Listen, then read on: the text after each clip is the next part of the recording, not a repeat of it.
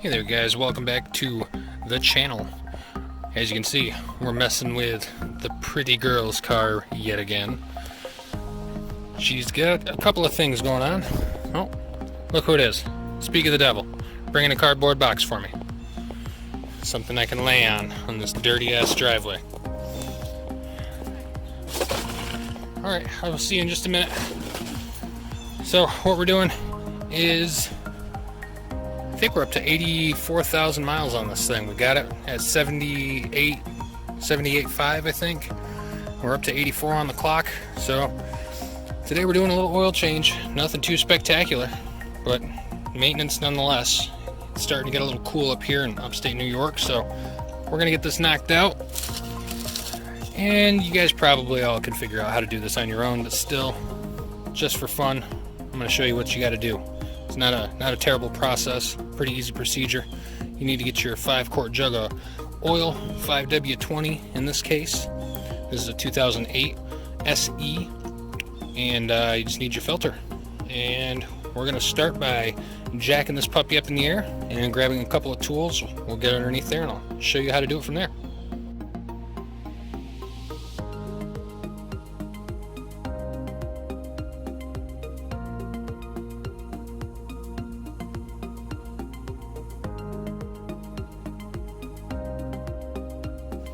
Alrighty, once you get this puppy up in the air and supported with the jack stand, you're going to want to get your oil pan and your favorite little socket set, and we're going to crawl underneath this car.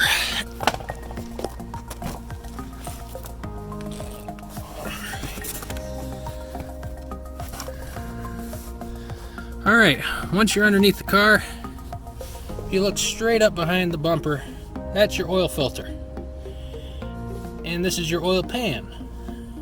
Not to be confused with over here this rusty transmission pan. Right down here on the back side of this pan is where you will find your plug.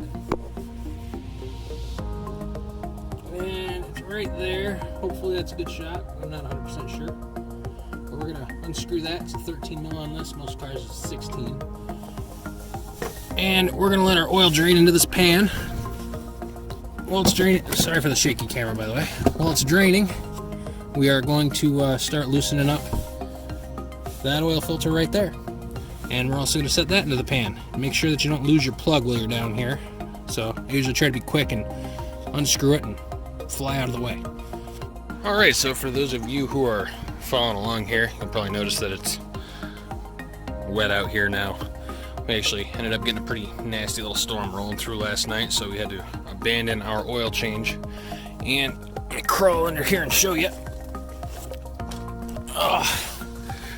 Down here, our happy little oil plug decided that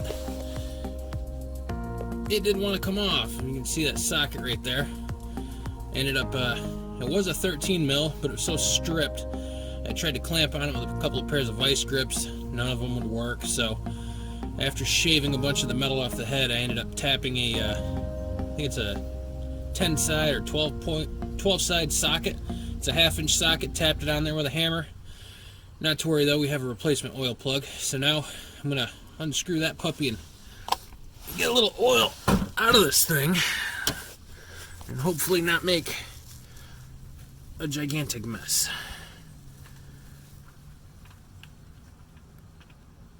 I hope not.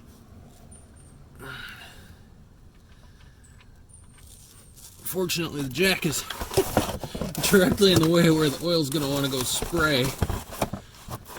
So, let's see what we can do here to remedy this. Alright, so we got the oil out. And not to worry, we missed the pan just a little bit, like I didn't want to do. But anyway, right here's your oil filter. We're going to take that out. And if you look down in here, this oil pan has a nice little shelf for that to sit and drain, so you can throw it away and not make a giant mess, even though we've already succeeded in that. So I'm going to unscrew this puppy real fast and get our fresh one ready to be put on. Then we have to pour all of this oil out and retrieve our socket and old plug, which is someplace in the pretty goo. So off with the filter and on with our brand new STP 10,000 miles, supposedly. I don't ever believe that. I do it every 3 to 5,000 miles, and I've seen inside a couple of engines that practice the 3 to 5,000 mile oil change for 25 bucks or $25,000 on your car. What would you rather? I'm going to stick with the oil change all day. One last thing before I start my battle with the ancient filter. Got ourselves a nice replacement plug. Let's see. You can see that right there. That's the number on the back of it here. Sorry for the wobbles. Under the car is tough to record. I gotta get a little mini tripod to stick down here when I'm working on stuff. But anyway, it's a 14 by, what did it say? I don't know. It's a 14 mil. The last one was a 13. There's the part number right there, 652856. And it comes with a nice little rubber O-ring. So I'm going to stick this back up in there and stop the drip and move the oil pan forward to pull my filter. Alright, ended up having to pull out the big channel locks to get this puppy off. Everything is just giving me hell today. But anyway, we got her out. Old STP filter replaced with a new STP filter. And as always, you want to get this plastic off of here, obviously, of course. But you want to inspect your oil filter housing and make sure that this little rubber O-ring right here isn't stuck there, or you can just take a look at your actual filter you got here. You can obviously see right there, mine is still there. You don't want to double ring your oil filter, because then you're going to end up having a massive leak and you might blow your engine up. Also, do like Dad taught you, put a little bit of little smear of that good old-fashioned used oil right around this rim here. Just lubricate the old O-ring, or the new O-ring rather, sorry. You want to make sure that this puppy slips in there nice and makes a good seal. That's that. Time to go back on and crank tight our new oil plug, and then we're going to go up topside. I'll see you there. Alright, we got it back on the ground. There's our oil, a little cleanup bag over there. Now all that's left is to pop off our happy little 5W20 cap, stick our little funnel in it. We're going to start throwing some Mobil 1 5W20 advanced full synthetic engine oil in it. Alright, so we ended up getting this thing nice and filled up. I usually end up filling it just a shot above the max line on the oil dipstick here. And there she is in all her glory. This is the oil plug that I was fighting with to get off. It was chewed up to hell and ended up hammering a 12mm socket right onto the end of it and cracking her free. What a pain. But it is magnetic. There was nothing on the end of it when it came out. That's great. Healthy engine. So we're going to fire this puppy up real fast and clean up our little mess underneath. Yay. Alrighty, we're back in the driver's seat. And just to show you, I'm going to get the clock on here. I'm going to start her up.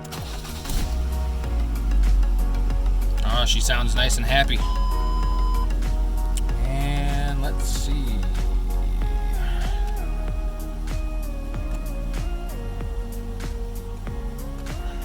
Well, I guess it's going to make me close the door before I can show you the mileage. There we go. 84,271. We got this thing, I think it was at 78.5 or 79, something like that. So we just now hit the 5,000 mark, right around there. Never hurts to fill her up with gas once in a while either, folks. But anyway, that's it. I know it's another Focus video and not something with that pig over there. But I think I'm just going to start recording them and putting them up as the problems occur and the maintenance cycles show up. So whatever vehicle needs it is going to get recorded, I guess, just because.